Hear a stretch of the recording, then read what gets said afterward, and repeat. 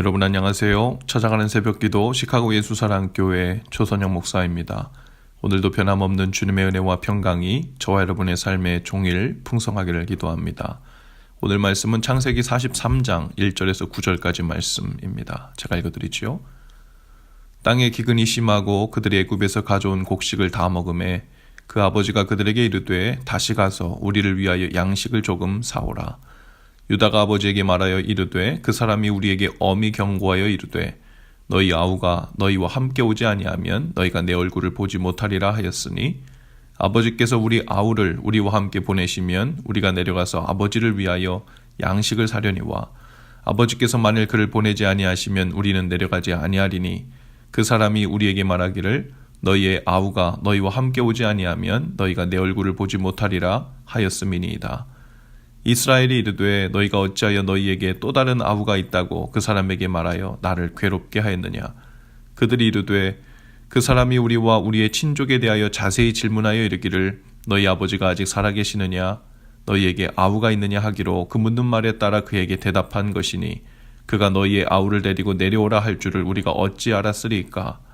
유다가 그의 아버지 이스라엘에게 이르되 저 아이를 나와 함께 보내시면 우리가 곧 가리니 그러면 우리와 아버지와 우리 어린아이들이 다 살고 죽지 아니하리이다. 내가 그를 위하여 담보가 되오리니 아버지께서 내 손에서 그를 찾으소서. 내가 만일 그를 아버지께 데려다가 아버지 앞에 두지 아니하면 내가 영원히 죄를 지리이다. 아멘.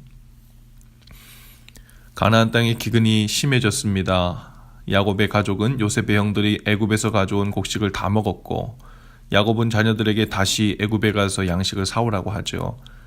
넷째 아들 유다는 야곱에게 양식을 사오기 위해서는 베냐민을 꼭 데리고 가야 한다고 하죠. 형들이 베냐민을 데리고 애굽에 가지 않으면 형들은 애굽에서 붙잡혀 죽을지도 모른다는 생각을 하고 있기 때문입니다.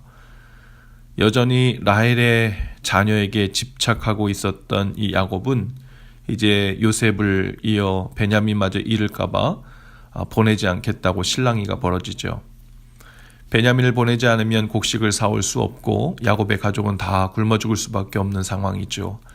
베냐민을 보내야 곡식을 사오고 곡식을 사와야 가족이 다 살 수 있습니다.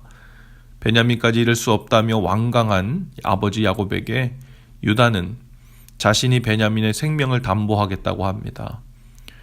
은행에서는 재산을 담보물로 잡고 돈을 빌려줍니다. 돈을 못 갚으면 담보물을 압류하죠. 마찬가지로 유다는 베냐민을 담보하여 책임지겠다고 말합니다. 만약에 베냐민에게 무슨 일이 생기면 자신이 대신 희생하겠다는 것이죠. 유다는 마치 예수님과 같은 담보물이 됩니다. 예수님께서 그 생명을 담보로 내어주시고 우리를 살리신 것 같이 유다는 가족들을 위해 자신을 내어주게 되죠. 그런 의미에서 한 가지 짚고 넘어가야 할 중대한 사실이 있어요. 야곱의 12아들 중 예수 그리스도의 조상은 어찌 보면 마땅히 요셉이 되어야 할 것처럼 보이지만 실제로는 요셉이 아니라 이 유다가 그리스도의 조상이 된 사실이죠. 이 유다는 야곱의 첫째 아내인 레아를 통해 낳은 넷째 아들이고 그 이름의 뜻은 여호와를 찬송하리로다입니다. 아버지 야곱이 요셉에게 심부름을 시켜 들에서 양치는 형들을 찾아가게 했을 때 그 형들은 요셉이 오는 것을 보고 죽이려고 모의했습니다. 주동자는 둘째 시므온이었고 셋째 레위 역시 동조했습니다. 그러나 맏형 루벤은 그를 죽이지 말고 광야 구덩이에 넣으라고 명했죠. 요셉은 구덩이에 빠져 형들에게 살려달라고 애걸하며 외치는 상황에 놓이게 됐습니다. 이때 동생 요셉을 살려야 한다는 생각으로 가득 찬 유다는 애굽으로 향해 지나가던 행상 이스마엘 사람들에게 팔자는 제안을 하게 됩니다. 이어서 창세기 38장에 가면 유다의 이야기가 또 이어지는데요. 1절과 2절 말씀에 보면 그 후에 유다가 자기 형제들에게 내려가서 혹은 떠나가서 아둘람 사람 히라에게로 나아가니라. 유다가 거기서 가나안 사람 수아라고 하는 자들의 딸을 보고 그를 취하여 동침하니 라고 기록되었죠. 이 본문만 보면 유다의 잘못된 점들만 보입니다. 첫째는 그가 형제들을 떠났다는 거고 둘째는 그가 이방 여인을 보고 동침했다는 사실이죠. 그런데 여기서 왜 유다가 형제들을 떠나야만 했던가를 생각해 볼 필요가 있죠. 아마도 유다는 형제들로부터 따돌림을 당했을 것 같습니다. 아버지 야곱에게 슬픔의 고통을 안겨준 장본인이라는 깊은 죄책감에 빠졌을 수 있지요. 왜냐하면 형제들이 요셉을 죽이자고 모의했던 것과 구덩이에 던지자고 했던 것들은 다 자취를 감추어버리고 그 마지막에 유다의 제안이었던 애굽에 팔자는 제안만 결과로 남아있었기 때문이죠. 이어서 창세기 38장에 들어가면 유다가 여행을 가게 되고 창녀와 관계를 갖게 되는데 그 후 자기의 며느리 다말이 임신했다는 소식을 들은 유다는 그녀를 임신케 한 사람이 바로 자신임을 알고 이렇게 말합니다. 그는 나보다 옳도다. 내가 그를 내 아들 셀라에게 주지 아니하였음이라 하고 다시는 그를 가까이 하지 아니하였더라. 유다는 자신의 잘못을 솔직히 말하면서 회개하는 정직한 겸손한 모습을 보여주지요. 또한 다시는 같은 죄를 범치 않겠다는 결단 그리고 그것을 실천해 나갔던 모습을 보여줍니다. 예수께서 성경에 나타난 위대한 믿음의 사람들 욥이나 요셉이나 여호수아, 사무엘, 다니엘 이런 사람들을 통해 그들의 자손에서 오지 않으시고 왜 죄와 허물이 많은 사람들 아브라함, 이삭, 야곱, 다윗을 통해 오셨을까?